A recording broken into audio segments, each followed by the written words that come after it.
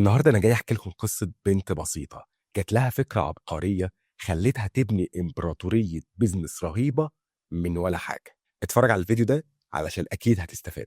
أكيد جايز أول مرّة تسمع عن اسمها، بس الحقيقة قصتها تستاهل تُدرّس في كل حتة، وبالذات للناس اللي عاوزة تبدأ الpersonal branding بتاعها. إزاي جين شلانز حوّلت الحاجة اللي هي بتحبها لشغل بيكسب دهب. تخيل معايا بنت عندها 26 سنة بس عايشة في نيويورك، كل اصحابها بيتجوزوا وهي بتتحضر انها تروح فرح ورا التاني. بس في يوم من الايام جت لها فكرة غريبة جدا، قالت لنفسها هو ليه مفيش حاجة اسمها بروفيشنال برايد ميد او اشبينة العروسة زي ما او صاحبتها الانتيم اللي بيلبسوا شبه بعض دولت مع العروسة وكده. يعني ببساطة حد شاطر في تنظيم الفرح والوقوف جنب العروسة بس بيبقى بشكل احترافي شوية. وعملت اللي ولا حد كان يتخيله، كتبت اعلان بسيط على موقع كريش ليست وكتبت فيه انا هبقى وظيفه شرف لاي عروسه حتى لو احنا ما نعرفش بعض. في خلال 48 ساعه الاعلان بتاعها انتشر في كل المواقع الامريكيه والتليفون ما بطلش رن. ومن هنا بدأت الرحلة أو المغامرة الغريبة. أسست شركة وسمتها برايتس ميد فور هاير، ومن غرابة الفكرة بدأت تظهر في قنوات كبيرة مشهورة زي CNN والبي بي سي